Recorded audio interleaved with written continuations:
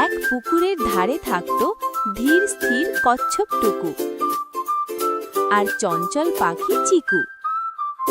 চিকু সব সময় গর্ব করে বলতো, দেখো টুকু, আমি কত দ্রুত উঠতে পারি, তুমি তো খুব ধীরে চলো।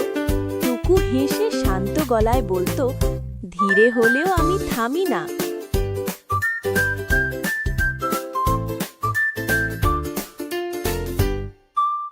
একদিন দুজনে ঠিক করলো পুকুরের এক পাশ থেকে আর এক পাশে যাবে।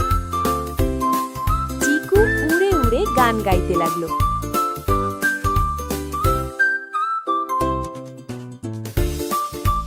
আর টুকু ধীরে ধীরে হাঁটতে শুরু করলো।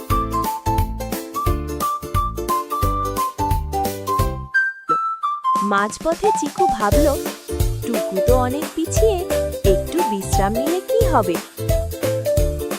কিন্তু টুকু থামলো না, ধীরে ধীরে একটানা হাঁটতেই থাকলো।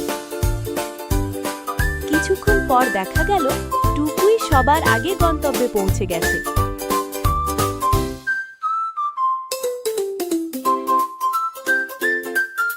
তুমি ঠিকই বলেছিলে বন্ধু, টুকু হেসে বলল, ধৈর্য থাকলে লক্ষ্য পাওয়া যায়। আর সেই দিন থেকে চিকু শিখল, ধীরে চললেও নিয়মিত চেষ্টা করলে সাফল্য আসেই।